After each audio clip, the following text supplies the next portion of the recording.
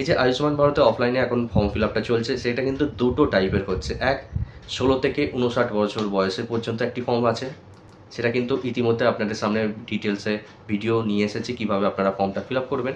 আর যাদের বয়স 70-এর ঊর্ধ্বে তাদের জন্য কিন্তু সম্পূর্ণ আলাদা একটি ফর্ম আছে। সেই ফর্মটা আপনারা কীভাবে পাবেন সেটা তো একটি গুরুত্বপূর্ণ বিষয়, তার সাথে সাথে এই ফর্মটা আপনারা ফিল আপ করবেনই বা কীভাবে, তার জন্যই কিন্তু আজকের এই ভিডিওটা আপনাদের সামনে তুলে ধরা। স্কিপ করবেন না, ডিটেলসে দেখুন। চলুন শুরু করা যাক। আপনারা হয়তো ইতিমধ্যে জানেন আয়ুষ্মান ভারত কার্ড পেতে গেলে এখন যে ক্রাইটেরিয়া হয়েছে সেটা হলো সেন্ট্রাল গভর্নমেন্টের যে রেশন কার্ডগুলো আছে, মানে AY, SPHH, PHH এই ক্যাটাগরি যাদের রেশন কার্ড আছে তারা কিন্তু আয়ুষ্মান ভারতের কার্ড খুব সহজে পেয়ে যাবেন। কিন্তু যাদের স্টেট গভর্নমেন্টের মানে RKSY 1 বা RKSY 2 বা যদি আপনারা জেনারেল ক্যাটাগরি হয়ে থাকেন সেক্ষেত্রে কিন্তু আপনারা আয়ুষ্মান ভারতের কার্ড এই মুহূর্তে পাবেন না। তো শুধুমাত্র একটি ক্রাইটেরিয়া আপনাদের কাছে খোলা থাকছে, যদি আপনাদের পরিবারের কারোর বয়স 70 বছর বা 70 বছরের বেশি হয়ে থাকে সেক্ষেত্রে এই যে ফর্মটি আপনাদের সামনে দেখাচ্ছি এই ফর্মটা ফিল আপের মাধ্যমে কিন্তু আপনারা আয়ুষ্মান ভারতের কার্ডটি পেতে পারবেন। তার জন্য এই ফর্মটা কীভাবে ফিল আপ করতে হবে ডিটেলসে এই ভিডিওতে আপনাদের সামনে তুলে ধরছি। আবেদনকারীর মৌলিক বিবরণের আন্ডারে কী ফিল আপ করতে হচ্ছে, এখানে আধার নাম্বার, আধার কার্ডের নাম্বার দিতে হবে। তারপরে যিনি আবেদন করছেন ওনার নাম, আবেদনকারীর নাম, তারপরে রেশন কার্ড নাম্বার, রেশন কার্ডের নাম্বারটা এখানে বসাতে হচ্ছে। এই যে বিভাগের আন্ডারে আপনাদের কী ক্যাটাগরির রেশন কার্ড আছে, তো এক্ষেত্রে আপনারা যে ক্যাটাগরির রেশন কার্ড হন না কেন, মানে আর AY, SPHH বা PHH বা RKSY 1 বা RKSY 2 যাই হোক না কেন, আপনারা যদি বয়স 70 বা 70 বেশি হয়ে থাকে সেক্ষেত্রে কিন্তু আপনারা এই ফর্মটি ফিল আপের মাধ্যমে আয়ুষ্মান ভারত কার্ডটি পেতে পারবেন। ঠিক আছে, তো এক্ষেত্রে এই ক্যাটাগরিটা আপনাদের এখানে টিক দিয়ে দিতে হবে। আধারের সাথে সংযুক্ত মোবাইল নাম্বার, তো এখানে আপনাদের আধারের সাথে যে মোবাইল নাম্বার লিঙ্ক আছে সেই মোবাইল নাম্বারটা এখানে কিন্তু বসাতে হবে। তারপরে আপনাদের জেন্ডার চাওয়া হচ্ছে পুরুষ বা নারী, যেটা হবে সেটা এখানে টিক দিয়ে দেবেন। তারপর এখানে ডেট অফ বার্থ চাওয়া হচ্ছে, ডেট, মান্থ, ইয়ার, সেই হিসাবে ডেট অফ বার্থটা বসিয়ে দেবেন। নেক্সট, সম্পূর্ণ ঠিকানা, বাড়ির নাম্বার, রাস্তা, গ্রাম, ওয়ার্ড, পুরো ঠিকানাটা এখানে লিখবেন।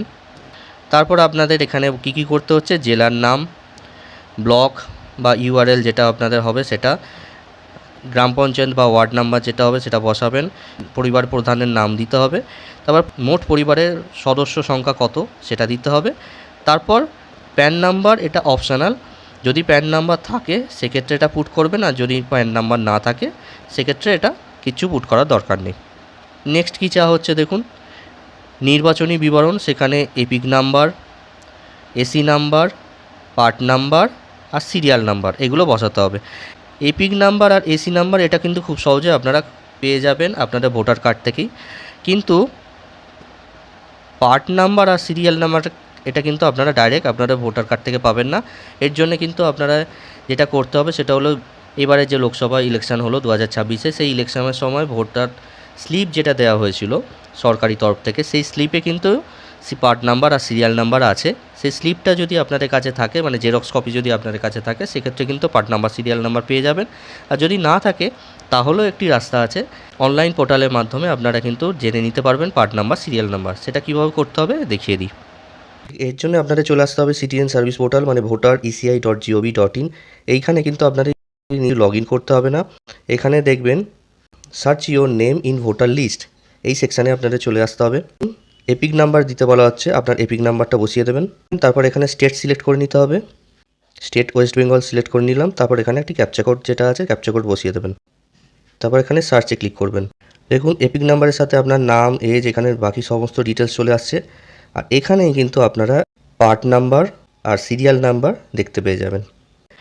নেক্সট চাওয়া হচ্ছে স্বাস্থ্যসাথী বিস্তারিত তথ্য, এখানে 17 ডিজিটে 17টা সংখ্যার যে স্বাস্থ্যসাথীর URN নাম্বার হয় সেই URN নাম্বারটা এখানে বসাতে হবে। যদি আপনাদের স্বাস্থ্যসাথী কার্ড থেকে থাকে তখনই এই নাম্বারটা বসাবেন, না হলে এটা ব্ল্যাঙ্ক রাখবেন। ঠিক আছে, নেক্সট এখানে দেখুন একটা রসিদ ফসিদের বিষয় বলা হচ্ছে, সেটা আপনারা যেখানে জমা দেবেন সেখান থেকে এই রসিদটা আপনাদের দিয়ে দেওয়া হবে।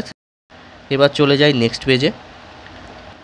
তো এখানে দেখুন বেসিক্যালি কি চাওয়া হচ্ছে, বর্জন মানদণ্ড যাচাইকরণ, এখানে কী কী ক্রাইটেরিয়া আছে, এখানে কিন্তু বেসিক্যালি ওই একটাই বিষয়কে নিয়ে উল্লেখ করা হচ্ছে, সেটা হলো এসআইআরের ডিটেলসের ওপরেই ভিত্তি করে এই বিষয়টা। এখানে প্রথম পয়েন্টটা কী আছে দেখুন, এসআইআর বা WBLA 2026 ভোটের জন্য ASDD তালিকায় পাওয়া গেছে কিনা, মানে অ্যাবসেন্ট, শিফটেড, ডিলিটেড, ডেড এই লিস্টের মধ্যে আপনার নাম ছিল কিনা। তাহলে যদি আপনার নাম ডিলিট না হয়ে গিয়ে থাকে, তাহলে সেক্ষেত্রে আপনারা কি করবেন, মানে আপনি যদি ভোট দিয়ে থাকেন বা আপনার নাম যদি ডিলিট না হয়ে গিয়ে থাকে, সেক্ষেত্রে আপনারা এখানে নাইতে টিক দেবেন। নেক্সট দেখুন, এসআইআর অ্যাপিলে ট্রাইব্যুনালে মুলতবি আছে কিনা, মানে আপনাদের নাম যদি ডিলিট হয়ে গিয়ে থাকে এসআইআরেতে, সেক্ষেত্রে আপনারা ট্রাইব্যুনালে অ্যাপিল করেছেন কিনা। তো এরকম যদি কেস হয়ে থাকে, যদি ট্রাইব্যুনাল অ্যাপিল করে থাকেন, সেক্ষেত্রে হ্যাঁতে টিক দেবেন। আর যদি আপনাদের নাম যদি এসআইআর লিস্টে থাকে এবং আপনারা ভোট দিয়েছেন, সেক্ষেত্রে এটা নাইতে টিক দেবেন। এরপরের পয়েন্ট হচ্ছে মুলতবি সিএ আবেদন, মানে আপনারা যদি এতদিন ভারতীয় বংশোদ্ভূত হয়ে থাকেন, সেক্ষেত্রে এটা বিষয়টা কিছু করতে হচ্ছে না, সেক্ষেত্রে অবশ্যই এটা আপনারা নাইতে টিক দেবেন। আর যদি এর মধ্যে আপনারা সিএতে আবেদন করে থাকেন, সেক্ষেত্রে হ্যাঁতে টিক দেবেন। ঠিক আছে, তো বেসিক্যালি এই 3টে পয়েন্ট কিন্তু খুব ইম্পর্টেন্ট এবং খুব জেনে বুঝে ঠিকভাবে কিন্তু এটা আপনারা টিকগুলো দেবেন, কারণ এর ওপর বেস করেই কিন্তু আপনাদের যারা 70 বছর বয়সের ঊর্ধ্বে তাদের ক্ষেত্রে আয়ুষ্মান ভারত কার্ড আপনারা পাবেন। তাই এটা কিন্তু খুব জেনে বুঝে আপনারা ফিল আপটা করবেন। তারপর এখানে কি চাওয়া হয়েছে, আবেদনকারীর ঘোষণা বা সম্মতি, সেক্ষেত্রে এখানে একটা ডিক্লারেশান চাওয়া হয়েছে, সেইখানে এই ডিক্লারেশান অনুযায়ী এটা আপনারা টিক দিয়ে দেবেন এবং এখানে আপনারা একটা সিগনেচার করতে হবে। ঠিক আছে, তো এই জায়গাগুলো একটু ঠিকভাবে করবেন। আর তারপরে যেটা আছে সেটা এই জায়গাগুলো এটা সম্পূর্ণভাবেই এটা অফিসিয়াল ব্যাপার, এটা আপনাকে কিছু করতে হবে না। এখানে অফিসিয়ালি এটা আপনারা কার্ডটি মানে আপনি আয়ুষ্মান কার্ড পাওয়ার যোগ্য কি অযোগ্য সেটা কিন্তু যাচাই করা হবে সরকারিভাবে, এবং সেক্ষেত্রে এই বিষয়টা ওখান থেকেই চেকিং করে নেওয়া হবে। শুধুমাত্র ফার্স্ট পেজে আপনাদের ফিল আপ করতে হচ্ছে বেসিক কিছু ক্রাইটেরিয়া, আর সেকেন্ড পেজে একদম প্রথমে এই 3-4টে পয়েন্ট বাদে আর কিছু কিন্তু আপনাকে ফিল আপ করতে হচ্ছে না। এবার একটু গুরুত্বপূর্ণ বিষয় বলে দিই, সেটা হলো আপনারা ফর্ম ফিল আপ তো এটা করলেন, এবার এখানে কী কী ডকুমেন্টস জমা দেবেন সেটা খুব গুরুত্বপূর্ণ বিষয়। এক্ষেত্রে কিন্তু যেহেতু আপনারা আধার দিচ্ছেন, তাই আধার কার্ডের জেরক্স দিতে হবে এবং অবশ্যই সেটা সেলফ অ্যাটেস্টেড থাকবে, এবং তার সাথে সাথে রেশন কার্ডের জেরক্স দেবেন, সেটাও সেলফ অ্যাটেস্টেড থাকবে। আর যদি আপনাদের প্যান থেকে থাকে, সেক্ষেত্রে প্যান কার্ডের জেরক্স দেবেন। আর ভোটার কার্ডটাও কিন্তু আপনারা অবশ্যই দেবেন, সেটা খুব গুরুত্বপূর্ণ। ভোটার কার্ডে জেরক্স দেবেন এবং প্রত্যেক কটা জেরক্স কিন্তু আপনারা সেলফ অ্যাটেস্টেড করেই জমা দেবেন।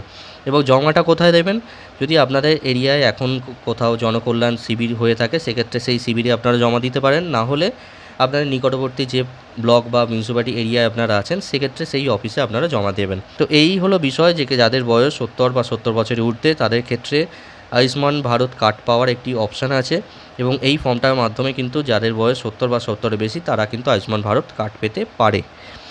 ভিডিওটা আপনাদের কাছে যদি উপযোগী হয়ে থাকে, অবশ্যই একটি লাইক দিয়ে আমাকে ইন্সপায়ার করবেন। আর এই চ্যানেলে যদি নতুন হয়ে থাকেন, অবশ্যই টেকনিক্যাল নিউজ ইউটিউব চ্যানেলটি আপনারা সাবস্ক্রাইব করে রাখবেন।